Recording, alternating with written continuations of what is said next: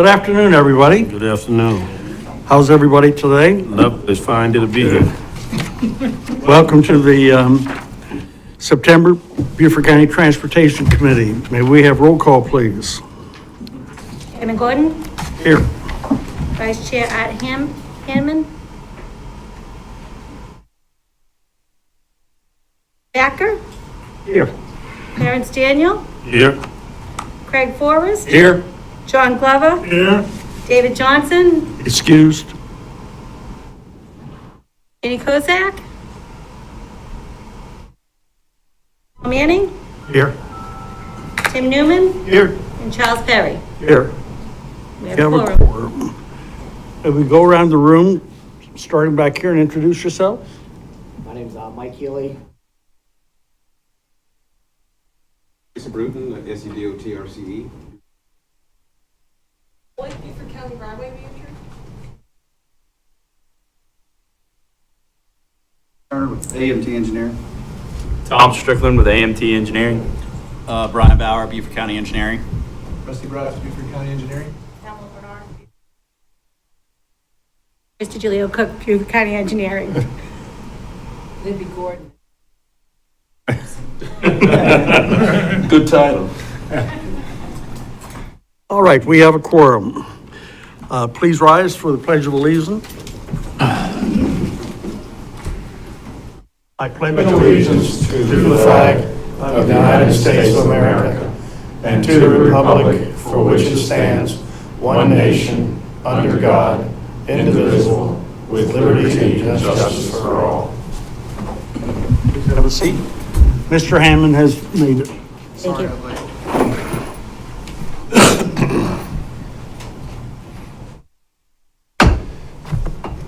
Item 3 is we're open for public comment. Does anybody here wish to bring anything to the attention of our committee? Not hearing any, we'll move on to item 4, approval of minutes. Is there any discussion or clarifications or changes to the minutes? Hearing none, may I have a motion for approval? So moved. Second. All those in favor, please say aye. Aye. Motion is approved. Thank you. Old business. Tracy, you're up first. Maybe friends. Next slide. Ends in, this is a contract 3110 by Black is completed. However, though, there are some issues in terms of the rideability. I had our OMR in the lab on run it. They sent over the report. So next week I'll be sending out a letter to Black in terms of what they're going to do in terms of their solution. Oh, thank you. In terms of their solution to fix that road. Next slide.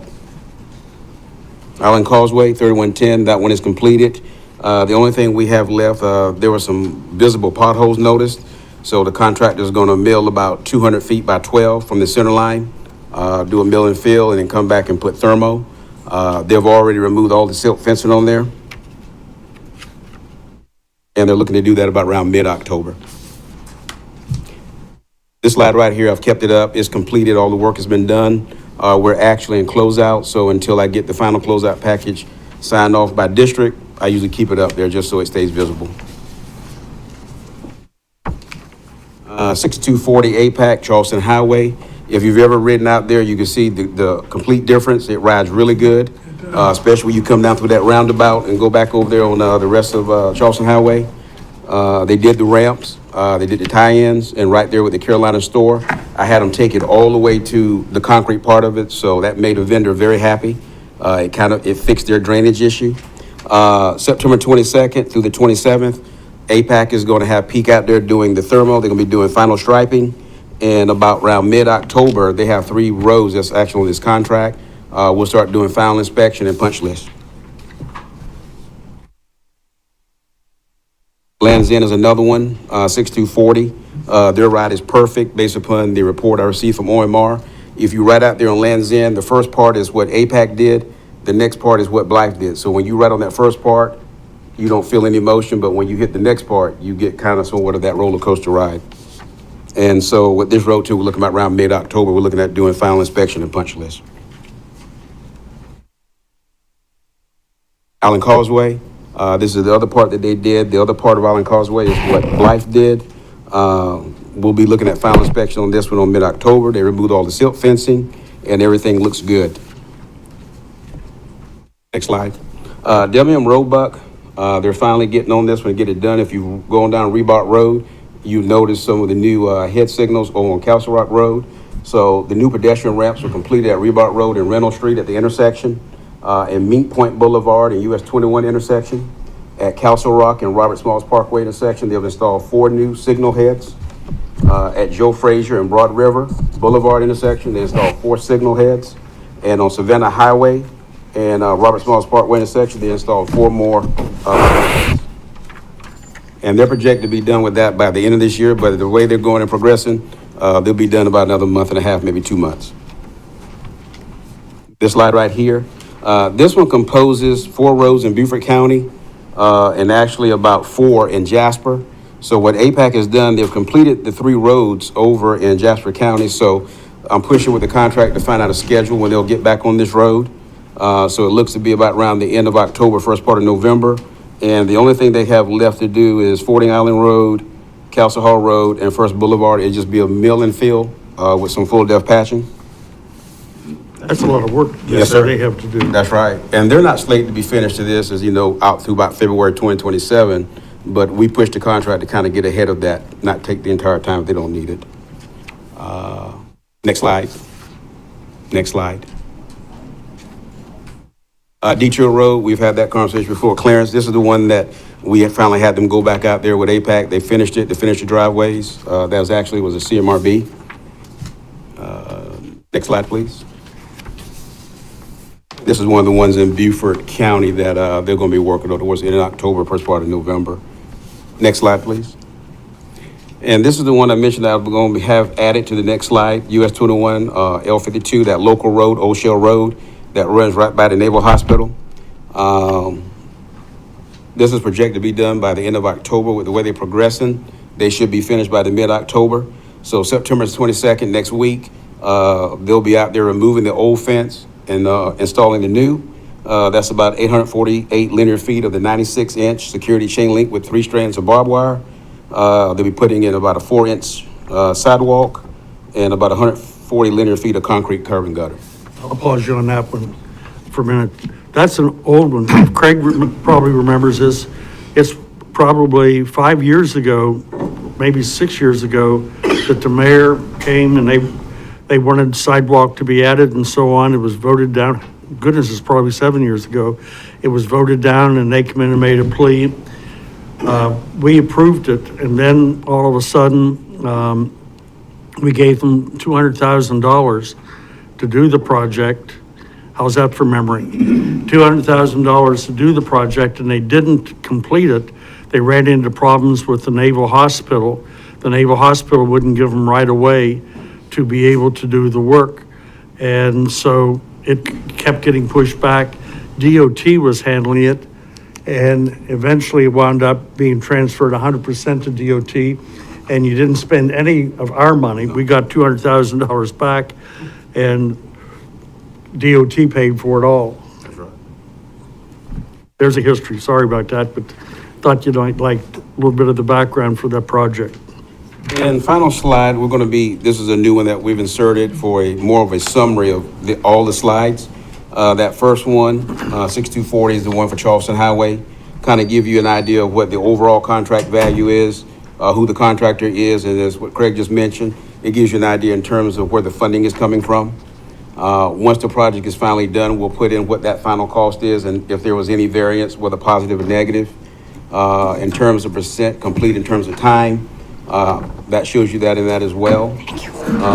So there's a few products on here that don't really impact Beaufort County, but I got it on here like the 4010, that one is Jasper County for Freedom Parkway. They're finally finishing up the main line in terms of CMRB. They'll be doing Plantation Road and Okeechobee next week because road restrictions, they'll be doing that one at night. And the one that I have on here that's checked off is the 3740, which was the D6 pavement markings for the entire district, which has been completed. And that's it. We get that slide blown up the next time. Yes, sir. Absolutely. Yeah, I know, a little hard. All right. Thank you. Bit tough. Any questions for Tracy? If not, Brian, do you want to take the microphone down there? Thank you. Do you have one there? I'll turn this one off. Okay, yeah, so we'll go ahead and set it up down here. So just wanted to come back and do another quick little dirt road update for you. Before we jump into it, so Kelsey and Patty both introduce themselves as we're going around. You may be wondering why we have two right-of-way managers. So Patty, who many of y'all have dealt with over the years, is going to be retiring in January. So she's been doing right-of-way for, a few years now and is a great historian for the county. Kelsey is who has been selected and brought on to be Patty's replacement and take over the role as right-of-way manager. So she's going to spend the next few months training with Patty and getting caught up and, learning 50 years of history, and is going to be the new historian. So, but with that, we wanted to just come back and update on the current dirt road program and some of the changes that we just implemented. So Dirt Road 55 is the current program we have now. We have actually kicked off construction on Dolphin Watch, but then they ran into some utility issues with both water and electric. So they have now gotten that worked out, and as far as easements and working with Beaufort Jasper. So they were back out there this week to start moving the water line, and then they will be out shortly after that to pave. Once they get done with the water line, they're going to move over to James D. Washington and start moving that water line over there. There's a 6 to 8 inch water line that runs down the middle of the road. It's being relocated out of the road as part of this project. Beaufort Jasper thought it a good time to relocate. So that's going to be the next one on the list. And once they get that relocated, they'll get the crew out there to start doing pipe work and paving. And then Leo Green, which is in design and permitting now, will come on the heels of that, hopefully later on this year. So that's the current program. And we also have Frederica Taylor that was done as an alternate on this one that is in design now. And we're going to look about seeing if we can get it constructed with this contract as well. So the next few slides are going to be the same that I presented last time. So I'll probably run through them a little quick. We got several presentations, so I don't want to take a whole lot of time. But so this is the summary of our dirt road paving program since we started it back in '94, thereabout. So overall, we've paved 105 miles of dirt roads in the county in that time period. This is just going to be a couple charts about what that looks like broken down by district. This is going to be the roads scheduled for improvement, which is this next slide, which is the 5-year plan. So we are getting ready to put out to bid year one of this 5-year plan, which is going to be Gibson Drive, Ely Farm Road, and Alice Ladson Drive. And then that's going to be the next 5-year plan starting out.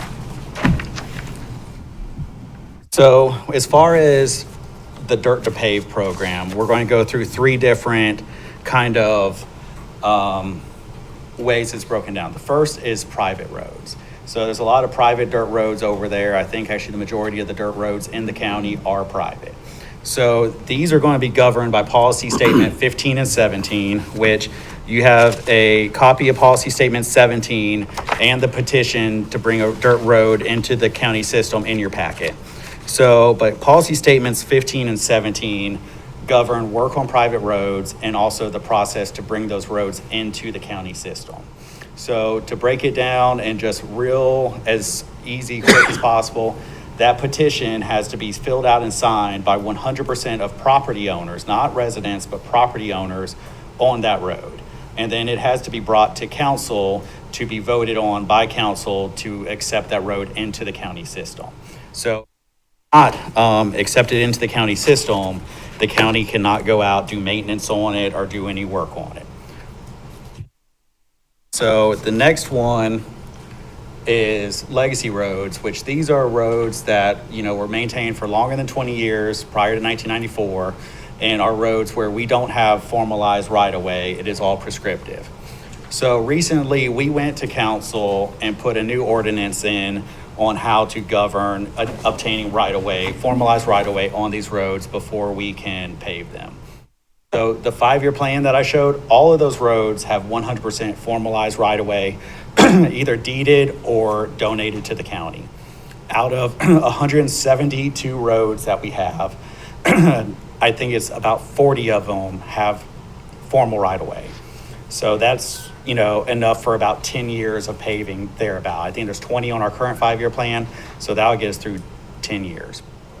So the new process for this, and this ordinance is in the packet also, as well as the letter that we will send out, and we're still working on getting this implemented, is the county's going to go through these roads that don't have formalized right-of-way. We're going to send out a letter to all the residents and ask if they would be open to donating the right-of-way to get future improvements on this road. If so, if we get a majority of those people, we will move forward to working to procure like formal right-of-way.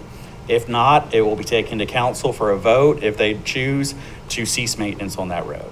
And then it will be up to council at that point.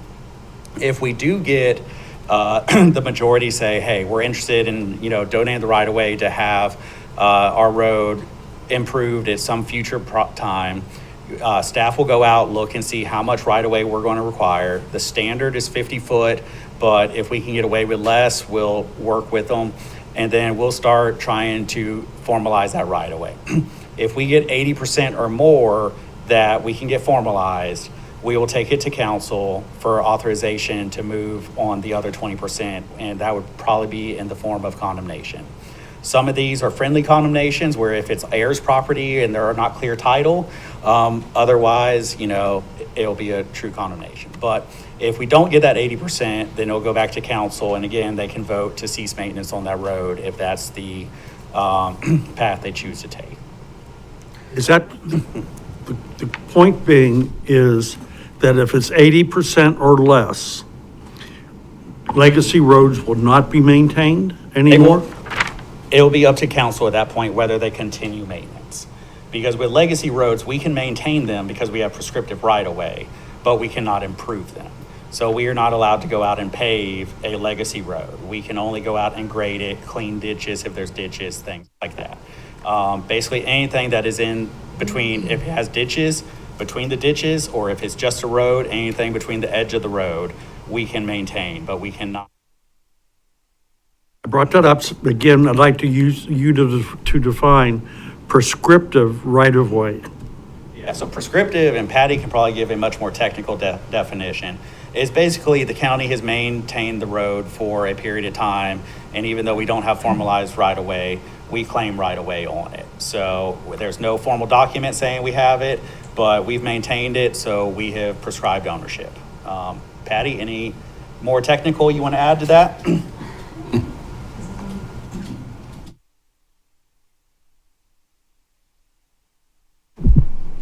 Yeah, Brian is correct. If basically anything we have maintained for 20 plus years, we claim prescriptive, but we don't actually, prescriptive has to be sometimes challenged. So like to get like a prescriptive right-of-way, if there's a property owner that's challenging our prescriptive right-of-way, that's when you would go for a legal prescriptive right-of-way. So we're just saying it's assumed prescriptive right-of-way.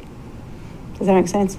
I probably confused you a little bit more, but it involves more legal stuff to qualify actually for prescriptive. And I haven't ran into that many times. I don't know if you have, but generally it's the assumed right away. I don't say it's assumed prescriptive until it's challenged and you legally try and make it a legitimate prescriptive right of way. Kind of like squatting. It's exactly, I was explaining to Kelsey, and I said, it's like squatting rights. You've been using somebody's properties for years and years and years, and they've never said anything about it. They've never complained about it.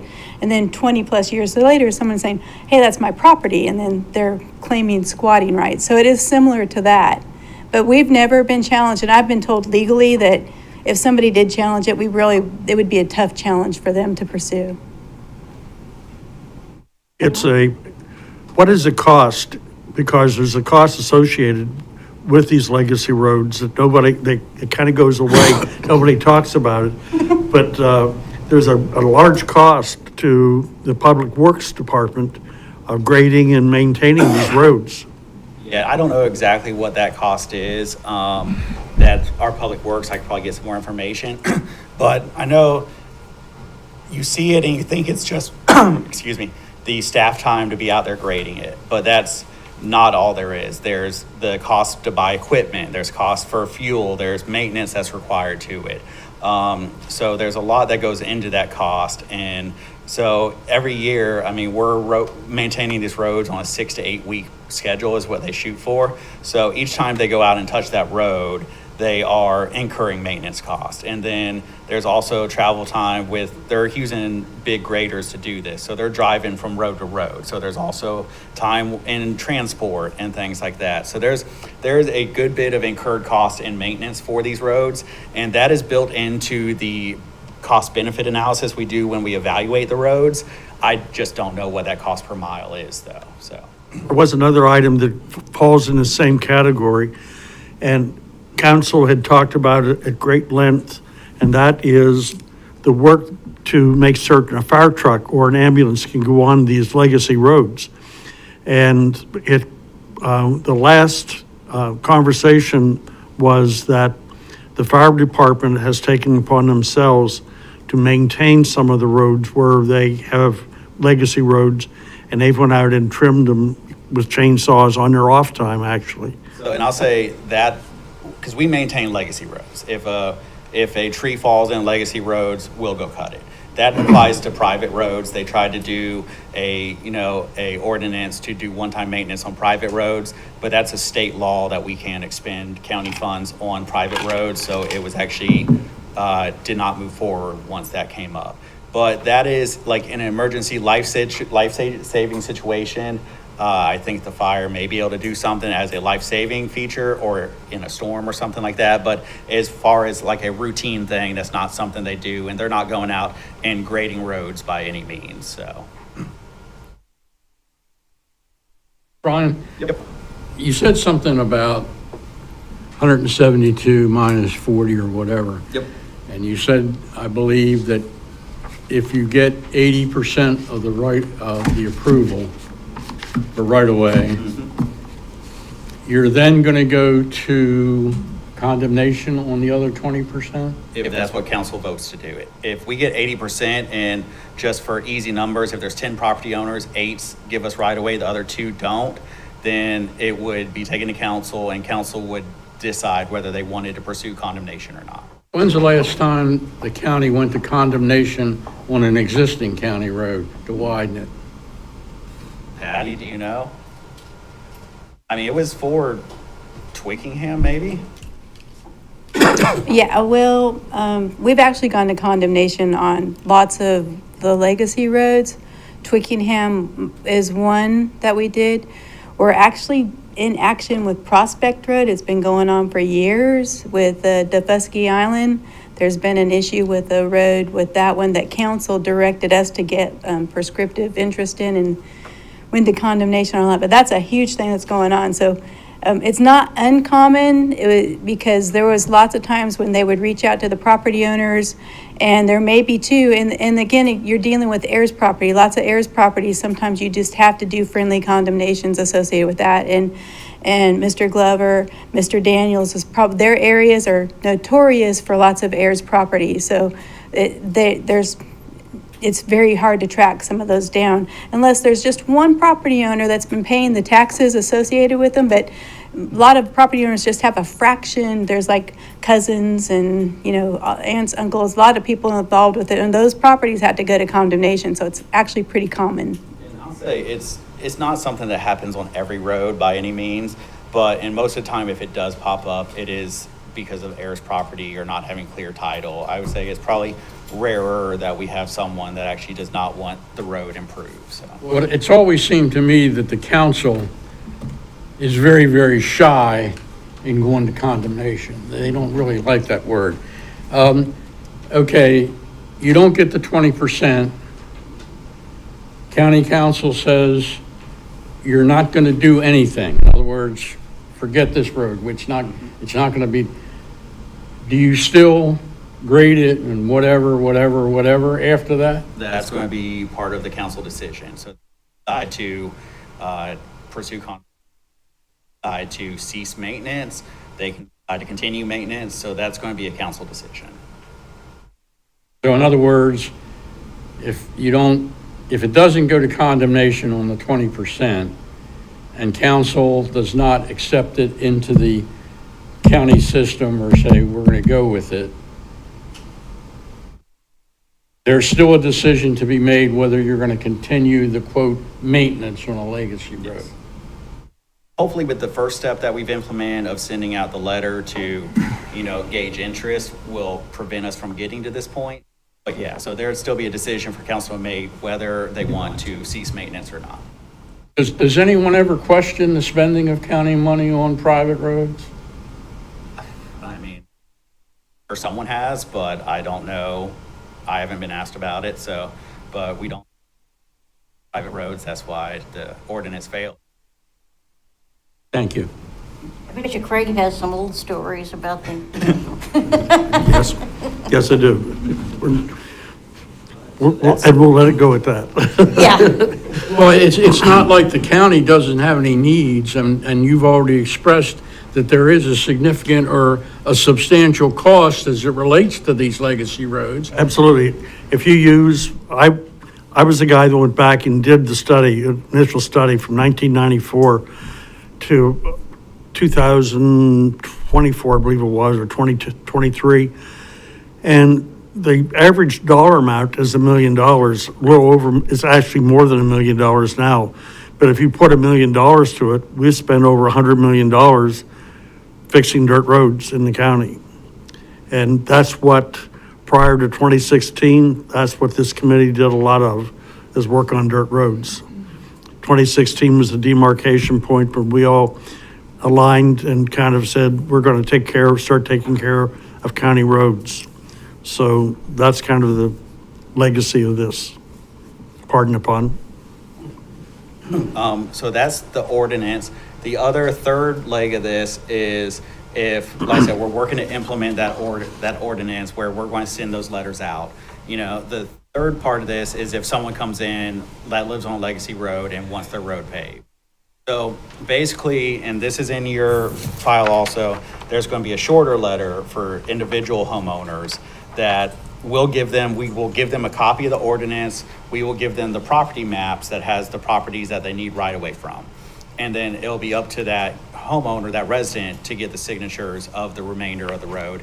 And then once they get that, it will follow the same process as the ordinance of if we get 80% or more, it'll go to council. If we get 100%, then we'll move forward formalizing right away and get it on the list. And we're discussing this before the meeting started. So just because we get 100% of right away and we get formalized right away does not mean that it jumps straight up to be paved next year. So we do have this 5-year plan, which was adopted by CTC. It has been adopted at the PFC, Public Facilities Committee, and I believe it went through consent at full council. So this 5-year plan has been adopted by council. So it's very difficult to go in and change it. So we do these evaluations every 3 to 4 years, depending on where we're at in the 5-year plan. And so that establishes the next 5-year plan. Same thing we do with our resurfacing. We have all these 5-year lists that Rusty and Richard are going to talk about. It's the same process for the dirt roads. So when we get the formalized right away, it will then put them on the list when they're evaluated. They will be scored higher because there is a pretty big portion of the rating that is for right away. Right away goes into it, condition of the roadway, volume of traffic that uses it, all this goes in there. But right away, I think in the last iteration of it, we ranked heavy that have right away because we were running into it where we'd go to pave a road and we would not have full right away. So we'd get out there ready to go pave and then we couldn't because we didn't have right away. So those roads that have right-of-way are evaluated, rated a little bit higher because of that weighting and generally float to the top. So if you can get the 100% right-of-way, it will score better and we'll have a better chance of being on the next 5-year plan. And the 5-year plan was, again, an outcrop of what our committee has done, putting together. Rob McPhee liked the idea and basically started doing 5-year plans for dirt roads. And it really has become an effective tool. And this even just cleans things up a little bit more.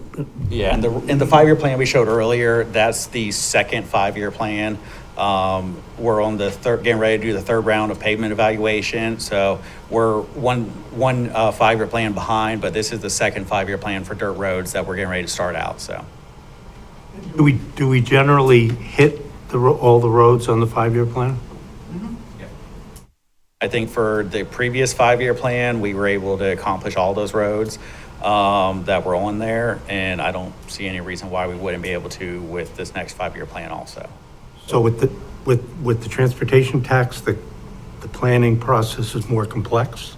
So the dirt road 5-year plan is funded out of our tag funds. Right. So that is money that we get every year from your registration fee for your vehicle. If we would have been successful in getting a sales tax, we were going to accelerate the plan and be able to get it done quicker. I mean, I think with the way the prices are accelerating and the cost, that we're getting from tag fund, it's basically less getting done each year. So it kind of draws out.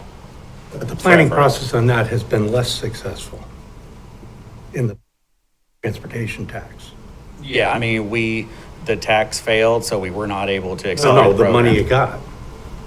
There wasn't dirt roads in the 2018 tax. I'm not talking dirt roads, I'm talking road work. So is there a different level of complexity? Is that what's going on? In other words, all those projects that maybe didn't get done. I mean, I'd say the dirt roads are a simpler design because they're all county roads. They're not following DOT. Generally, they have less right-of-way than some of these other projects do because they are, miles long versus, 10 properties on a dirt road, so. Any other questions? Yes, sir. Capers Island Circle. Capers Island, so that is off of David Green, correct? Right. So if I remember, we talked about this before, there's one property owner that we don't have right-of-way on, correct? Yeah, but I was told that one property owner has nothing to do with the Capers Island Circle. Okay, Not even they don't have no property at all. okay. Well, we can look at that one again then. So do you have any history on that one parcel?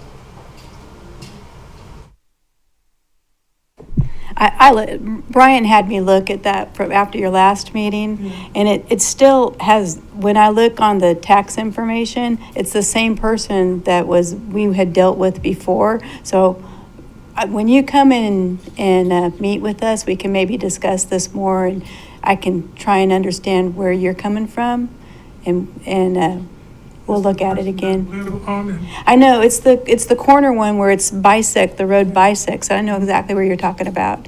And when I looked at it, it looked like the same person we were dealing with that you're saying it's not the same person, so. These are what these people, Right, so telling me. so when you come in and meet with us, you and I will discuss this and we'll get our people together and see. And that may be one of those heirs property or something like that where, the ownership got transferred at some point and we just need to track that down, so.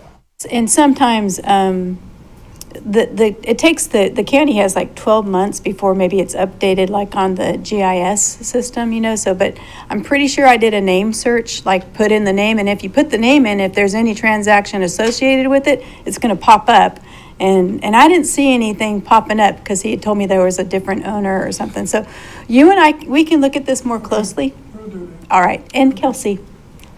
More training experience. And families always get along with each other and, over land and stuff. Any other questions? Okay, thank you so much. Rusty, you're up next.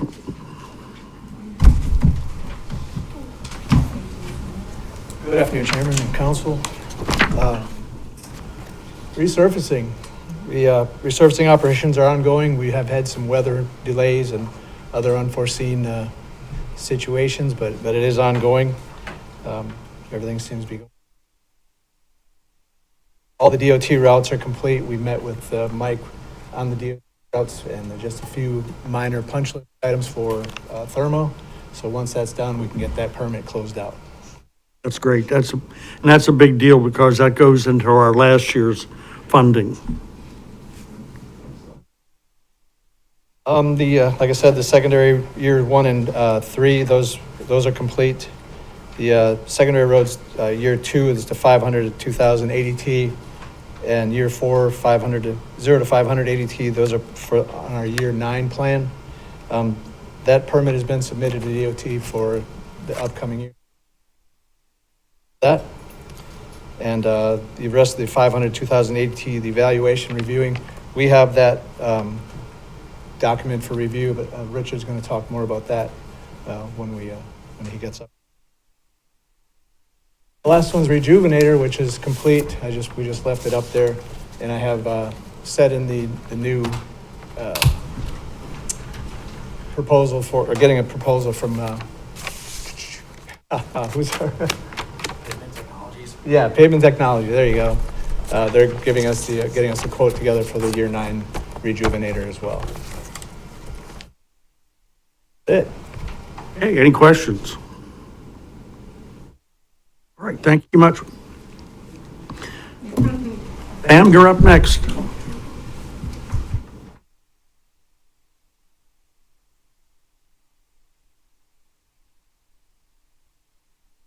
Good afternoon. Hi. I'm Pamela Bernard. I'll be the project manager for this next round of pavement condition project. The previous pavement evaluations were done in 2017 and 2022, and those were the basis for the 5-year maintenance plans that established which roads and what treatments would be done on the roads. This survey will update the pavement conditions on all the county roads. And also it will include survey for some of the municipalities. We've got an intergovernmental agreement, and each municipality will pay for their portion. ICE was chosen from 7 qualified vendors that submitted proposals. The written proposals were scored by a evaluation team that included some members of the committee, as well as some of the engineering staff. And then we interviewed the top 2, and ICE was selected. The total contract fee is $322,995. That was approved by the CTC in July, and then it went to PFC in August and council in September at the 8th meeting. So contracts were signed. I got a copy of it yesterday. So we should be good to start on that. So they should start sometime in October, and it will take about 6 months to complete that. I'd like for you to look at that, and about the January meeting, schedule ICE in to give us an update. Okay? Going to change their name? I was getting ready to ask that same question. Yeah, because I saw that, I was like. So this project includes a survey of all the pavement, and then they will calculate the index score from that, and then they'll create a priority list, and then kind of give us an analysis of how our program is going so far. And then from that, they'll develop the 10-year maintenance plan and submit a final report. And then the estimates and quantities for the first 2 years at least. And then while they're out there doing all the survey of all our roads, we ask them to go ahead and give us a price for completing an inventory of signs, sidewalk, and pavement markings as well. So we're going to go ahead and get that done. But that cost will be covered by Public Works. Okay. That's pretty much it. Do you have any questions? I have one question. Yes, sir. Explain what ICE means on this. Oh, ICE. ICE is the name of the firm. It's the Infrastructure Civil Engineering Consultants, I believe. Yeah, consultants in engineering. Crazy name. Is that it? Okay, thank you. Thank you. You going to touch on Jared's? I guess I'll take that real quick. So, short, we don't really have an update. I think at the last prep meeting, we updated on the grant applications. The DOT's waiting to hear back from that. They're moving forward with the 3-lane option until we hear back, and that's the latest update that I have, so. Do you have a deadline by which you're going to take action on the eastbound only option? It's really going to depend on the grant funding and what comes from that. I think DOT is hoping to find out whether they at least make it to the second. So that's going to be kind of the deciding factor. I don't know what that date is. What's that scheduled for October? Isn't that the timeline? I think it's around October when they find out, if they make it through the first round and get to this. You submitted the EA for approval to Federal Highway Administration. Has been, but updating it now for the 3-bridge design. Or if the grant gets approved, so. Have they updated it, or is it, I know it was submitted originally, but it hasn't been updated and submitted, resubmitted, huh? I think it's in progress, yeah. I can check on that for you, though, so. Please. But you might have a deadline by which you're going to abandon the 10% chance and move on. Is that correct? It's going to be really based on what they hear in October or whenever they hear back from that grant. Craig? I know I'm going to regret this, but that's okay. I think last meeting I asked the DOT people, and the way I understand it, is this their project now? It is a DOT project. Yes. And they're running it, they're responsible for it, and so Yes. on. Okay. What is the county's role as far as future participation in this particular aspect? Imagine the county stakeholder in it, but it's going to be fully managed by the. It's a Craig Wynn project. Yes. The bridges.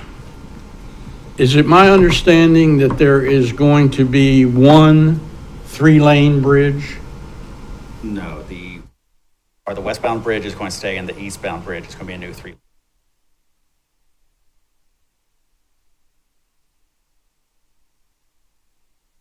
They'll probably revise the design again before they start. Currently there's 4 bridges. Oh, yes, sorry. It's going to be one bridge, yes. Why did you say they're going to revise it? Well, just because things change.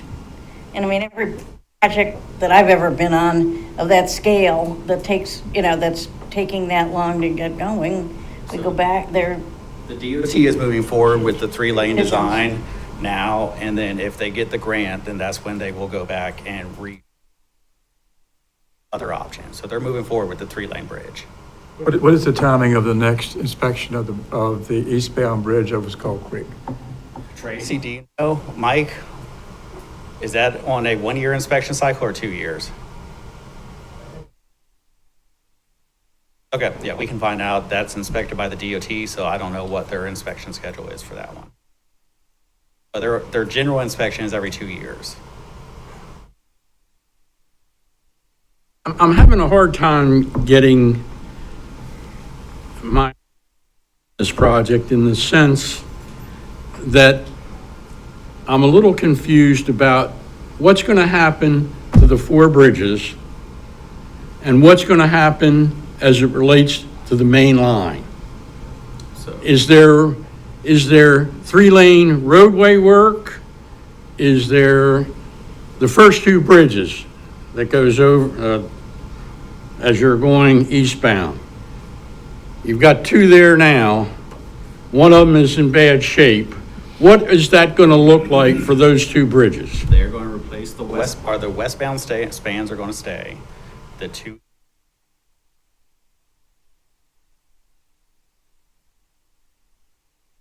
What about the next set of 2 bridges? Why don't I make this as a recommendation? Why don't, it's unfair to put Brian, because Brian isn't exactly the right person to be answering this. I'll maybe invite Craig Wynn to our next meeting, and I'll go out and do that, schedule him for But Craig, it October. always seems like I get shut down when I start asking these questions about this project. You got the wrong guy to try to answer the questions. Fortunately, Brian is the one who's representing. I'm not trying to pick on Brian. Brian knows that. But all I'm trying to do is, I want to understand what they're going to spend $300 or $400 million on. Have you looked at the website? Oh, yeah. But again, I want somebody to tell me, 2 bridges, what's happened? 2 bridges, what's happened? Is there any widening work on the existing roadways? No. Well, that was a rhetorical question, by the Yes. way. The answer's no. Well, it would be nice, It's rhetorical or not. I gave you my word I wouldn't bring this subject up anymore. Unfortunately, I'm not a guy who sticks to his word. But this is the kind of thing that this committee should be interested in. All right, thank you. All right, thank It you. would- it would, I think, Craig, it would be a good idea to have both Jared and I would Craig like to- Wynn I'll to take care of attend, that. because I think there's a good deal of confusion with regard to what's going to happen or not going to happen. And I think there's, part of it is that nobody really knows, because they're running parallel tracks and they haven't decided which way they're going to go yet. That's really That good. was the reason I asked the question about a deadline, because this county is going to be in a pickle of the first order if that is load limited, or if heaven forbid, it fails. And there was one just up the road, a bridge just up the road that failed, and I-35 in Minneapolis, St. Paul failed because I saw it. So I don't mean to be preaching to the choir, but it would be helpful to have better information. If nobody else is interested, we don't have to do this at a meeting. I can talk to some people or whatever if that's the desire. You can Maybe do, we all would like You to can know, do- but we also. Well, why the heck don't you say something then? we can, Because you're doing all the talking, you don't need one Okay, person. that's true. What I, Been silent now for over a year. what I do wonder about though is, does our mandate have anything to do with, do we have any responsibility? no, No, and so that's, it's just a matter of interest for us, and correct. it's not a matter of, okay, we're gonna do this now, or we're gonna demand that. We don't have that's not what we're here for, if you read our sort of charter. Right. Item 6, new business. Item A is pavement evaluations, secondaries 500 to 2,000. Richard, you're on. Good evening, everyone. I'll actually start picking you up, so you can just start talking. Okay. All right. So I've got a quick presentation to talk about the 500 to 2,000 ADT roads that we went through. Really, the first step for us of this process was taking the data that we were provided, which was the SCDOT Pavement Quality Index, or PQI. And that's their scales of the roads on a 0 to 5. A little closer. How about that? Good? All right. So like I said, a 0 to 5 scale, 0 being the worst, obviously, on the very poor end of this, up to 5 is a very good. So the data you have there was provided to us. So the first thing we did was we evaluated it. We looked through it and we could see if there were any anomalies. Were there any data that just looked odd? Maybe one road, maybe one section of a road looked abnormally higher than the segment that it was adjacently attached to, or obviously on the low end. And we found a few of those, so we made a list of those and did basically a field evaluation or review to ensure that the number that was assigned to that segment of roadway matched the field condition that we saw. In some cases, you had roads that had been resurfaced since the last data collection had happened, and things like that. So we were able to correct that data to get it to where we need. So in all, there are 105 state secondary roads that have an average annual daily traffic of between 500 and 2,000. It's separated into 175 segments, and it makes up around 101 miles, or just over 101 miles of the state secondary system in Beaufort County. Historically, when we've looked at the overall condition of the entire secondary network, it's been around a 3.14, kind of on a weighted average of all the segments and all of the essentially this area of state secondary roads within the county, which qualifies it in that good category of between 3 and 3.6. This subset of the secondary network, it has a 2.95, which if you look at our scale, it kind of skips between 2.9 and 3. So you're right on that line between that good and fair as the network health of this set of the or subset of the network, which is good. And it almost splits 50-50 between the fair and poor. So about it's 52% of the roads are in that fair, poor to very poor condition, and then you have 48% of the network is either good or better. So it's about a 50-50 split.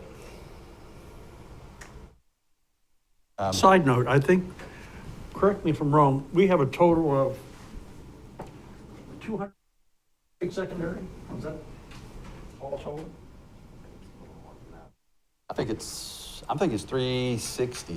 360? This is what if I'm remembering correctly. I have that, but I don't have it. Yeah, I'd like to know. Yeah.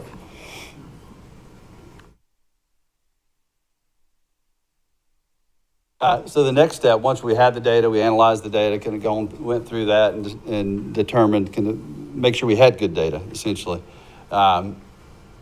We began to look at it and rank it from a priority standpoint. And we utilized a lot of the same data that DOT provided to us, things such as, I don't think can't point on this, but if you look across the top, you've got essentially pavement condition, pavement condition, route significance, traffic volume, and then percentage of truck traffic.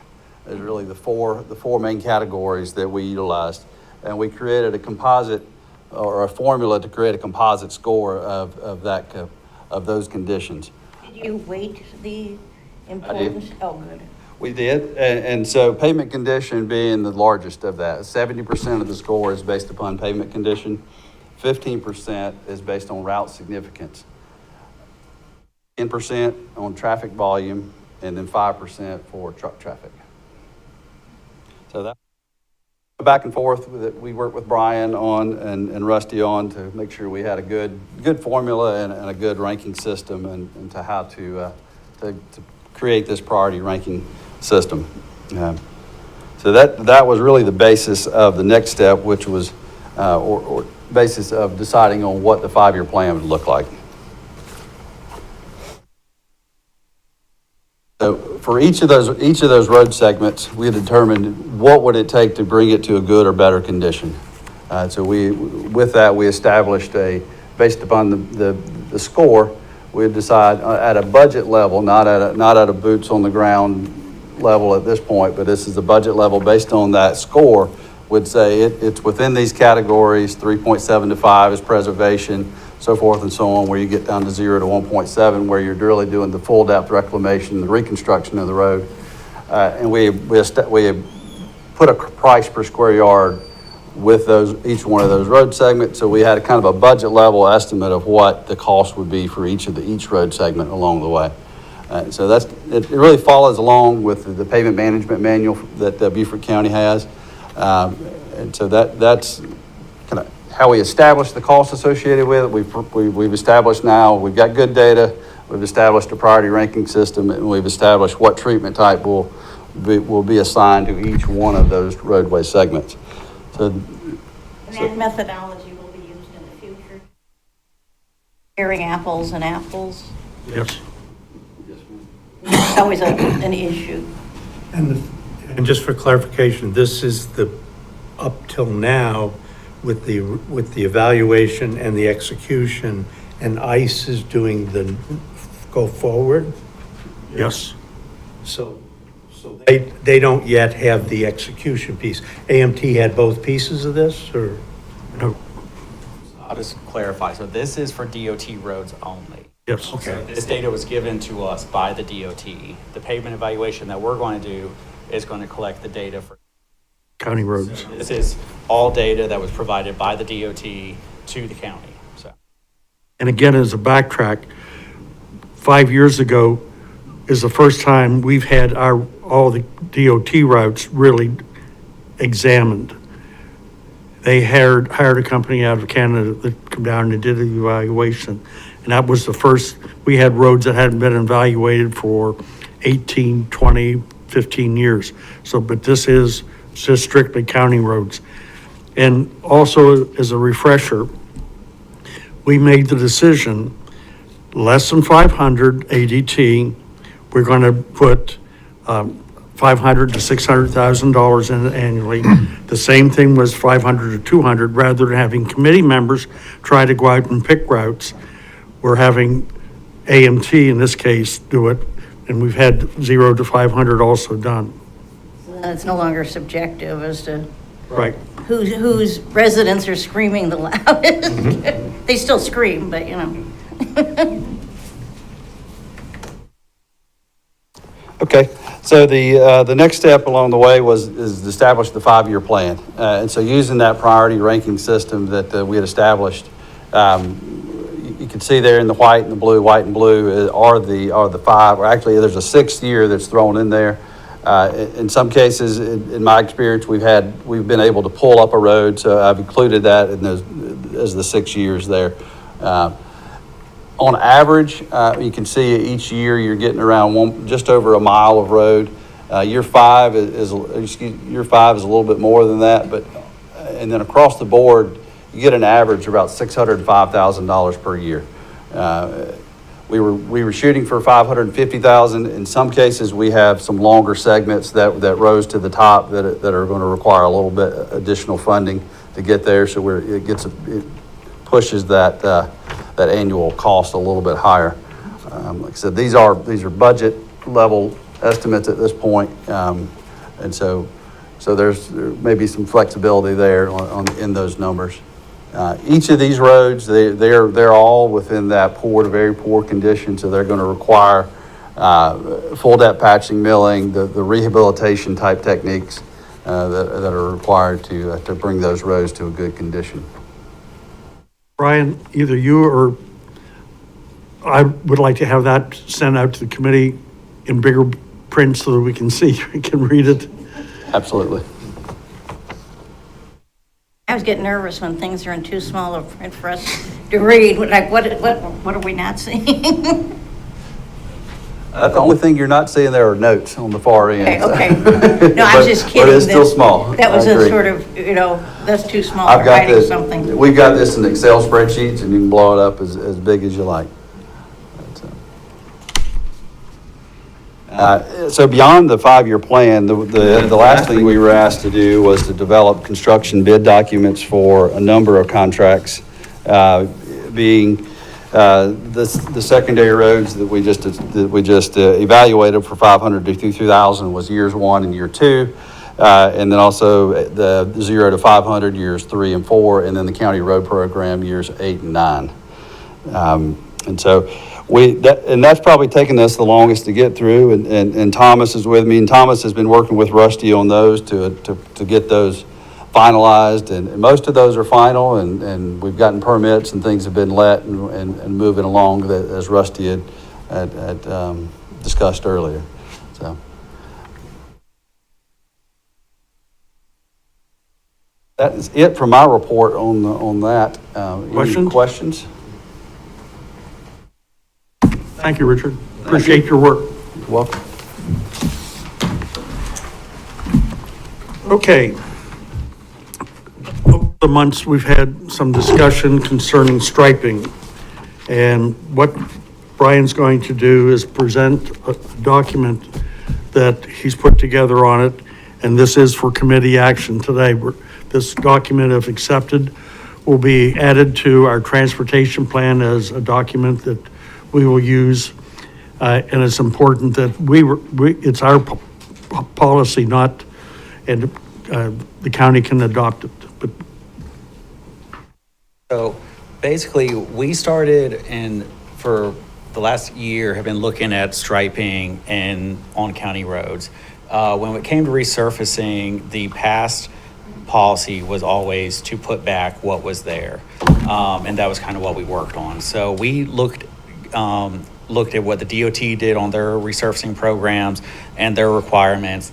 So this is actually going to be included in the Beaufort County construction standards once we get that finalized. And that's going to be, presented and updated by council. And this is going to be used on our resurfacing, our improvement projects. This, as much as we would love to, this is not, we're going to go out and do this on every road right away. But when we get out there to touch a road, this will be what is utilized. And the other thing is, this is going to be for county roads only. This is not going to be on DOT roads unless they approve it also. We will follow their guidelines on their roads, but on our roads, this is what we're going to use. So, all roads, this is going to be for all county roads that we resurface. Stop bars are going to be on all roads. That's not been something that's been done in the past. That's going to be something that we're going to start doing. Raised pavement markers, so the reflectors in the road, those are going to be on all roads, spaced at 40 foot, which is a closer spacing than what is generally required. But that's something we're going to start doing on our own roads. Edge lines, if there's curb and gutter, it's not going to get edge lines. If there's a paved shoulder, we will put the edge line at the edge of the travel way with the paved shoulder outside of that. And then longitudinal striping, center lines on where needed, and then longitudinal striping is going to be 4 inches unless otherwise specified, in which we'll get into those other specifications in a slide down the road. So primary roads. So primary roads on like your US 21, your 278 Bluffton Parkway, Buckwalter Parkway, both center line and edge line markings, unless again there's curb and gutter, then no edge lines. And this is where the 6-inch striping is going to come in. If it is a primary route with speeds exceeding 45 miles per hour and traffic volumes exceeding 10,000 vehicles a day, then it will get 6-inch striping. And that'll be on our secondary roads, they're going to get center line and edge line pavement markings if the roads are 20 foot wide and have ADTs of 500 or greater. Center line pavement markings will be a road on all roads, speed limits greater than 30. And then the exception is they may be excluded from subdivision or neighborhood streets if the speed limit's less than 30 miles per hour, which if you go through a lot of subdivisions, you'll notice they don't have striping as is. So. And then last piece of it is materials are going to need to meet all DOT specs. We're going to keep adhering to that. And then all other pavement markings, bike lanes, arrows, things like that need to meet the DOT specs in the MUTCD. So that is what's going to be included in the construction standards. That's what's going to be in the policy that Mr. Gordon has designed into the CTC handbook, and that's what we will start using on all of our county road resurfacing moving forward. We heard you, Paul. Well, I guess one, and I think it's good, thank you, it's great. But is there a fundamental cost difference between 4 and 6 universally?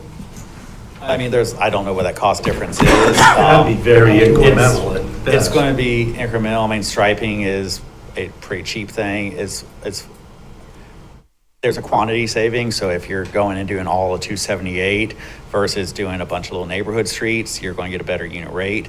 The 4 inch is standard, so obviously you get savings there also. If DOT to change the standard, then we'd be in better shape. I mean, but I think you're going to see limited return on your smaller roads, whereas your higher speed, larger roads, the 6 inches is going to make a lot of sense. Anything on durability? Because what I see, and I guess right now where I see you don't have the markings anymore, it's because you haven't resurfaced the road, right?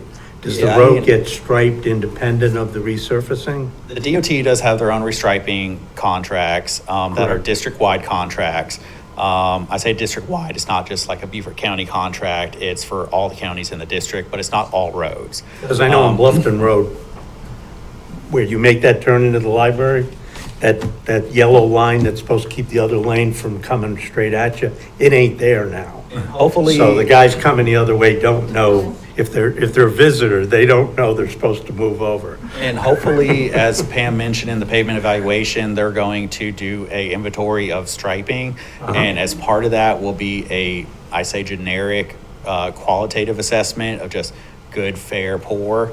And hopefully, once we get that, we can look at what it would cost to do our own restriping and maybe bring that forward in the next go-round to look at doing our own striping policy. Yes, sir.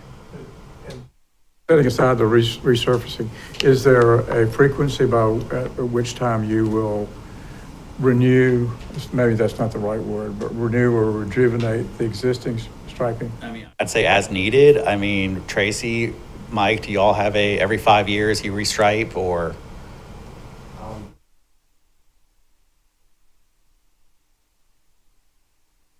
Always welcome to call the office and put in a work request.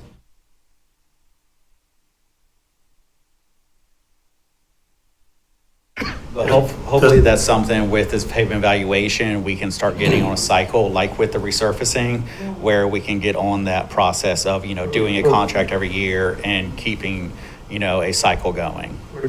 The question though goes to the policy. Should the policy not include something that's recognizes the need to have restriping on a set term frequency? It's going to be a living document. It's going to be in our construction standards. Y'all will have the ability to update it as necessary. So I think we probably need to have that data to know where we're at as a county before we can really come in and set a schedule for it. That's because it's going to be hard to go in and go, we need to do it every 6 years if we don't know when the last time it was done and what needs to be done now. But hopefully with this evaluation and this rating, we can get a good policy to go, hey, this is good now. And then we can get that cycle on and we can start building that 5-year cycle or 6-year cycle or whatever it needs to be. This is a starting point.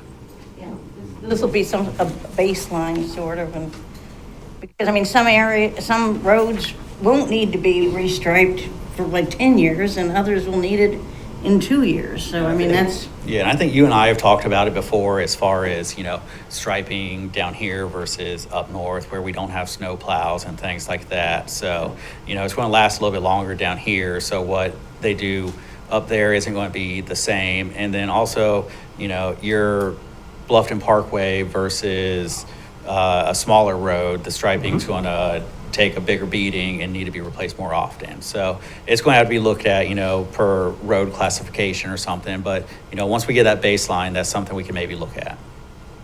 Because even the sun, we get more sun here, which will bake off.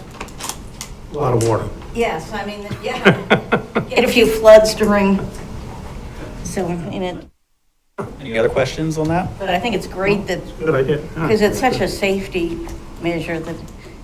I a get little people cost. driving at night again. I don't know how people who don't know They the can see the area, lights, right. because those of us who've been here a while, we drive by Braille at night because you can't see anything and. Okay. That came before us do I have a motion to approve a Beaufort County Pavement Markings Guideline Program?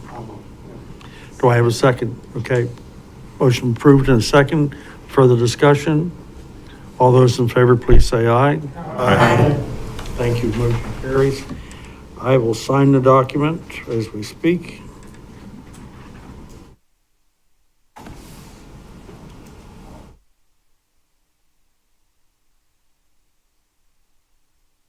Art, please witness that for me. And add that then to Brian. Next, Treasurer's report. We're going to talk a little bit about a couple of different things. First of all, I'm going to knock off the item number B. I got to give Chris a great deal of credit. She got our annual report in early. It was a very difficult report. It was really, you get a great deal of credit for getting us in. And yes, as again, we were approved. The work that we're doing is very much accepted and approved by DOT. And it's just as a reminder to everybody, our reports get put together. They have to be done by 1 October. Then DOT takes and wraps up the 46 counties in the state and rolls it into a document that goes to the state legislature. You can see it online if you go SCDOT. It's a document on the state legislature or on the state's website, but it goes to every elected official throughout the state, justifying and showing what we have done and where our money has been spent.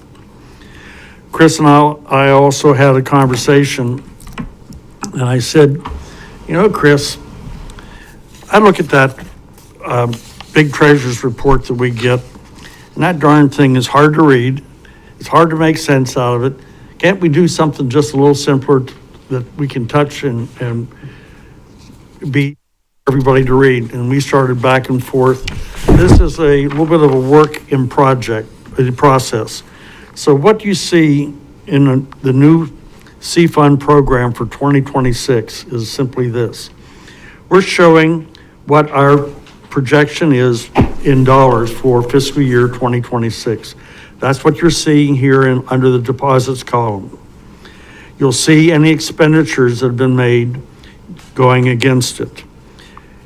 That leaves a dollar amount available for us to spend in this fiscal year, 2026. You go to the opposite side, we're going to have our projects listed. So those are the projects that on the top side of that, they'll go against that. And so it gives us a running tally sheet, kind of like a checkbook, more like it. And then the projects that were previously completed, those were in our year, fiscal year 2025, meaning we did that this year.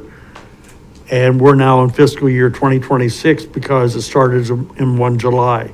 So I'm giving you the past completions and giving you the dollars amount and the percentages and where the dollars were spent, as well as now we'll have a data sheet showing where the dollars we're spending on projects this year. Does that help everybody? And I'm certainly open for any changes you'd like to make on it, but it was a kind of a labor of love. We wanted to make something a little simpler for everybody to look at and make something out of. Questions, conversation? It's good. Looks good. Yeah, Thank you. it's something we can actually read and say, oh, you know, we're doing that, or, oh, we better, that looks kind of scary or something. Okay, number 8 is public comment. Is any other further public comment? Not seeing any chairman's comment. My comment is going to be real quick, down and dirty. Last meeting, Hannah was here and we talked at length about getting more of everything, so to speak, and recognition to the work we're doing. Well, lo and behold, tomorrow at 11 o'clock, my family is going to be at WHHI being interviewed. So she's made something happen. So if you want to whisper anything in my ear, Craig, you're not allowed. But if you have any comments, I'm going to talk a little bit about where we started from and where we're at today, and kind of paint a picture as how the CTC has went from nowhere to somewhere and recognized by being one of the best in the state. Now, decisions now are based on rational, quantitative measures than compared to the old days where it was kind of emotional, shall we say. Correct. That's one way to say it. Now, that's, you know. Well, I thank you. I ran you 12 minutes over today. You can be kind. Not, but thanks to everybody for attending. Meeting's adjourned.